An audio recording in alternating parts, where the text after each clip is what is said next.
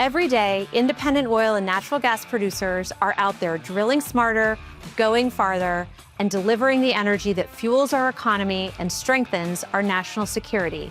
It's a side of the industry that's dynamic and foundational to how affordable, reliable energy gets made in America. This podcast is about diving into that world. We're talking tech, policy, production, and pressure points, everything that shapes how American energy actually works. This is Longer Laterals.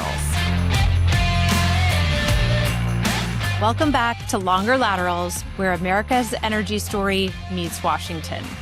Today, I'm joined by Francisco Leon, President and CEO of California Resources Corporation. CRC is the largest producer in the state of California, and their energy legacy runs deep, stretching back generations. Now, Francisco and his team are thinking hard about California's energy future and how to secure it responsibly and sustainably. Francisco, welcome to Longer Laterals. And so good to be here. Thanks for having me. Of course. So, Francisco, CRC brings a uniquely West Coast perspective to AXPC's membership and kind of to the industry at large. For those just getting to know the company, can you tell us a little bit about CRC? Yeah, definitely a very proud member of AXPC. Very simply, we're almost half of California's oil production. So we're the largest producer in the state. We are a different kind of energy company. It's a company that is grounded on traditional energy. We're innovating, we're pushing to get the industry in better shape, but also we're building projects for the future. And California is a different market, and it's a market that has a lot of potential, but it requires thinking about our industry in a different way. Geologically, we're built for the long haul. We're sitting on multi-decade inventory. We have close to 2 million acres of mineral rights. We have 200,000 acres of surface. We have about 1 gigawatt of power generation capacity. And 4 out of our top 10 fields, 4 out of our fields are within the top 10 in the U.S. ranking. And so we have about 7 fields with about 3 billion barrels of oil in place. So we're working on producing the energy that we need today, but we're also thinking about using our assets, our acreage, our market position for what's next. And that could be carbon capture. That also is data centers. So California Resources, different kind of energy company. Very cool. So when most people think about California industries, they don't immediately think about oil and gas. However, the reality is through most of the 20th century, California was one of the largest producers of crude oil. You talked, a moment ago about the vast resources that CRC has in their inventory. But since the 80s, production has been declining where, we know in the rest of the country, the Shale Revolution has really took off. How would you describe California's energy landscape today? Yeah, we see it as a tremendous market opportunity. The state of California is the 5th largest economy in the world. It's the largest economy in the U.S. It's a global leader in technology and innovation and a very large consumer of energy. You're right. California used to have a past as a big producer, one of the top producers in the U.S. For most of the 20th century. But that has changed. And that production has been sliding since the 1980s, but demand hasn't. So the demand's still very much there. A number that would surprise most people about the landscape today is that we become an import state. About 75% of the oil that is consumed in California comes from outside of the California boundaries. And 60% of the total production comes from foreign countries. A lot of it comes from the Middle East. We've also have been losing refineries. We used to have about 50 at one point, and now we're down to about 7 that can produce the required grade of gasoline that we need here. And that's the tension, and that's the opportunity. California wants to have a lower carbon future, but the economy, transportation system, and national security still very much runs on fuel. So our objective is to showcase that local production is the best form of production, and bringing this production forward is what benefits our communities, helps drive down costs, and helps with affordability. And you can also produce molecules that are lower carbon than the competition. So it's a great challenge, and but ultimately that's why CRC is built. You mentioned that California imports 75% of its oil, which is really a remarkable statistic, especially given how resource rich the state is. I want to pull that back to current events. So during the recent global energy crisis and the Strait of Hormuz closed, a lot of crude oil, had been coming in from the Middle East into California. Prices spiked everywhere in the US, but most notably in California, where I think the average price was about $6, but it was certainly higher in some areas than others, even higher than that. On average, the price in California, the gasoline price in California is about $1.50 above the national average. Where do you see this going, especially if there are future global supply shocks? And, are there things that can be done to address that? Yeah, we in California, we bring oil from Basra in Iraq, which happens to be about 9,000 miles away. So we used to have this discussion a lot with political leadership. And it used to be in terms of hypotheticals. So it's much better to produce it locally. But that hypothetical is now the reality, right? It's happening live with the conflict overseas. In that the decision to be an import state, what brings a lot of risk, and you're susceptible to price shocks, shipping disruptions, in whatever is happening geopolitically in other parts of the world. And, it's not just that it's costlier, it is. It's not just that it's dirtier, it also is. But it's a very fragile system of global supply chains. And, when you think about it at the local level, when I mention risk, it's not just, again, consumer cost and risk to a California consumer, but it's also national security. And we have some of the most important military bases here in California, and they depend on the reliability of jet fuel. So it's a big challenge, and that's why we decided to step in to stabilize the market. And not only are we drilling over 200 wells, but we also are stepping into a midstream, into a regulated midstream space. We've announced recently we're buying a company called Crimson, that is the health of the system requires companies like CRC to step in and double down in terms of California's in resiliency. And ultimately, that's the key, though. More local production, less transportation costs, more reliability on the supply chain is ultimately what can offset some of the costs to our gasoline prices, our fuel prices. There will be still a delta between California gasoline and the rest of the country. We are the highest in the nation, as you said. There's taxes, there's pass-through of cost of different programs, and I don't see those going away. But there's the parts that the industry can help out, that the more that we invest here locally, we should be able to help offset some of those unnecessary costs and certainly bring the risk down. Yeah. I think that national security angle and the military bases that are in California is such a critical and kind of unappreciated factor here.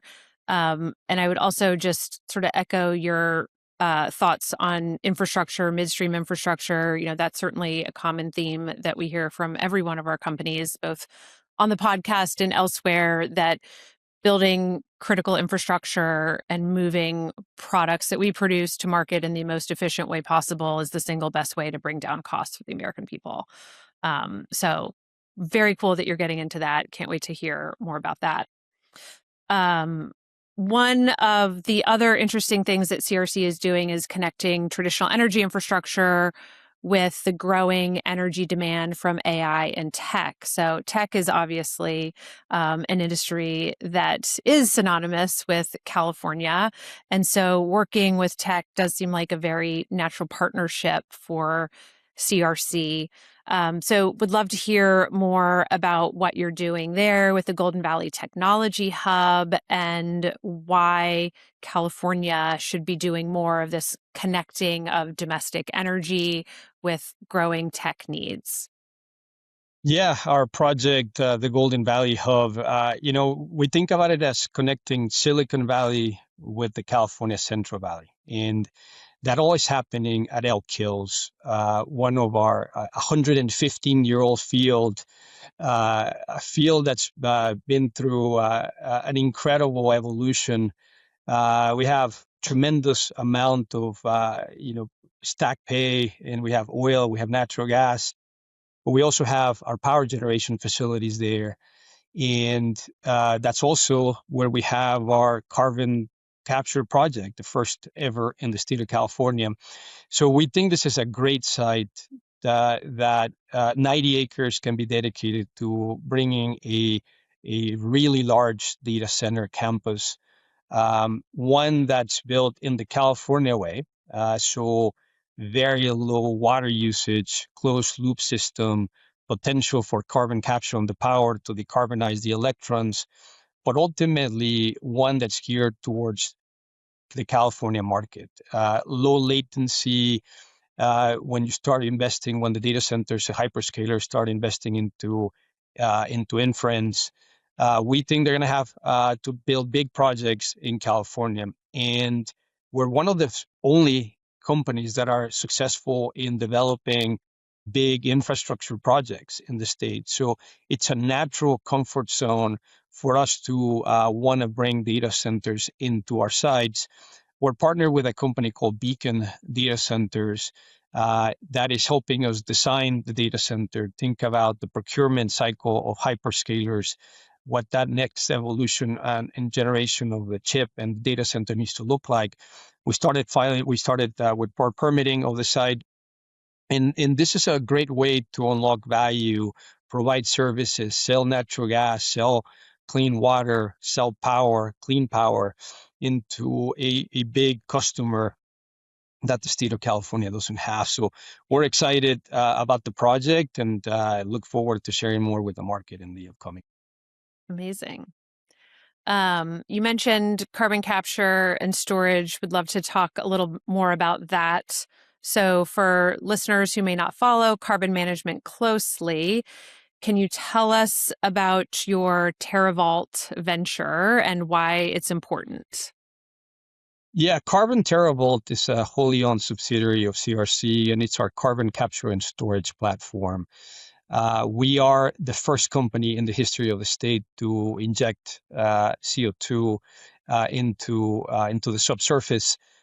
We received a permit from the EPA, working closely with California regulators, and that project's now operational since the beginning of May. And it's really the start of a tremendous business opportunity. I mentioned how California is different and it requires a different approach. Well, we are in a state that has a 2045 net zero goal reduction as a mandate, as a law for the state to reduce greenhouse emissions. And we have a cap and invest program that effectively charges a tax to any manufacturer that puts emissions into the atmosphere. It's about $30 per ton. So either you bring technologies like carbon capture into your factories, or you run the risk of the cost creep getting to the point where you're not competitive and you have to shut down. So our carbon capture platform is really a market solution built for California, again, to offset emissions and ultimately reduce the cost of operatorship. And we're off and running off to a great start. The ability to scale Carbon TerraVault is pretty phenomenal. We have not only the permit that we're already injecting into, but we have 8 more permits in the queue with the EPA. On a total capacity basis, we can inject about 350 million metric tons of CO2. And so it's not only a regulatory aspect of doing business in California, the communities in California are conditioned to also want to reduce emissions.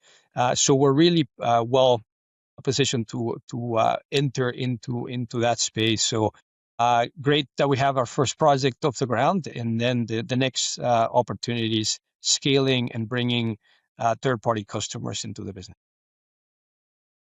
Can you say more about that? What's next for the business? How do you see it evolving across California? Does it go beyond California? Yeah, I mean, definitely carbon capture and storage into permanent sequestration is a national initiative. There's other companies doing the same in other states. For us right now, the focus is entirely on California. And the big market opportunity that we see is to decarbonize electrons. So power generation, reliable 24/7 clean power is what hyperscalers are looking for. California is a hard place to build new facilities. So we think a retrofit of the existing natural gas fire generation that's not really participating in the grid anymore. We have these very capable, already paid for power generation sites where we can now bring them behind the meter into a new customer, which would be a hyperscaler. And that's just one avenue we're pursuing. We're also think the grid, the California grid itself, will be, it's expensive, it's unreliable.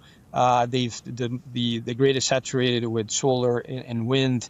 You're going to need to bring some reliability back, and again, these natural gas power generations are the way to do it, with the compromise being carbon capture. So we're excited about the market opportunity. We're partners with Brookfield.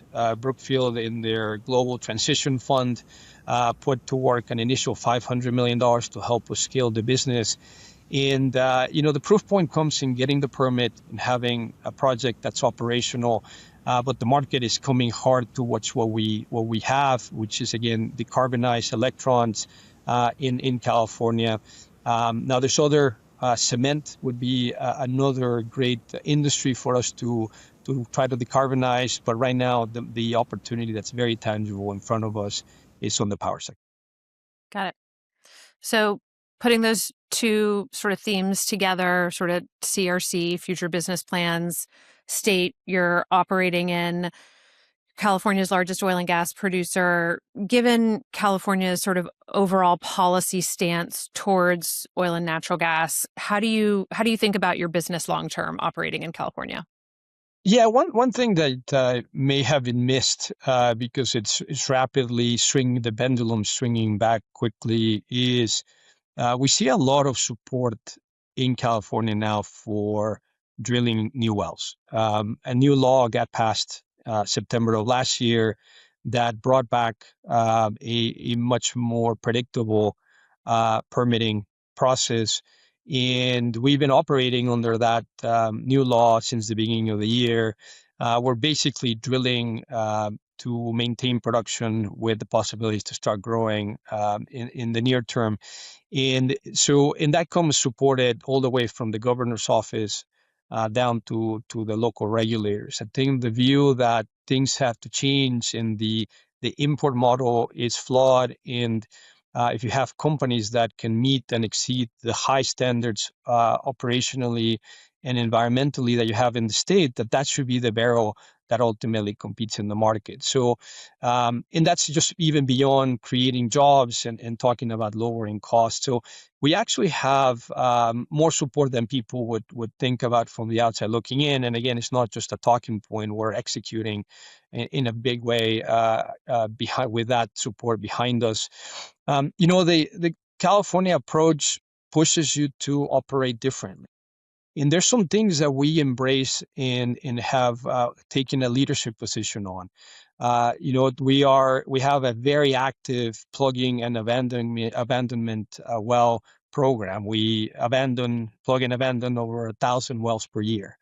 We also have a very good water recycling business, and where we have water for beneficial use to ag. We also spend time and money reducing our fugitive emissions. So if you step back and you say, can you operate in California? We can, we are, and we're very successful at it. And you have a company that's really at the leadership of doing things better than the historical practices of the industry. That's a good business decision. And the California way, with maybe a lot of twists and turns, you land in a place where it's constructive and the outlook is very positive. That's great to hear, and I do think that that partnership between responsible companies who want to do the right thing and regulators at the federal and state level is so critical. And y'all have a really great story to tell out there on the West Coast for that. So with that, I'm going to wrap up with one final question that we ask all of our podcast guests. What is one thing about your job or the oil and gas industry overall that would surprise people in Washington? Yeah, it's an incredible industry we're in. Really proud to be part of a producer, one of the top producers in the West Coast. And something that's surprising is the strength of the California market, and combined with some of the best rock in the U.S. So a massive oil and gas resource with the strongest economy. That's the makings of a very durable foundation for an energy business. Politics change, but you can't overcome if you have bad rock or a bad market. We have really good strength on both. So you can have a state that wants to lead on zero emission vehicles, but oil and gas is not leaving anytime soon. By the state's own projections, we're going to need about 330 million barrels of oil in California in the year 2035. That oil should come from California. That demand will continue to be there. So we have a business that has a very high barrier to entry, but that is exactly what CRC was built for. That's awesome. Love to hear it. Well, thank you, Francisco, for being with us today. Thank you all for joining us on another episode of Longer Laterals. We'll see you here next time. Thanks, Jen.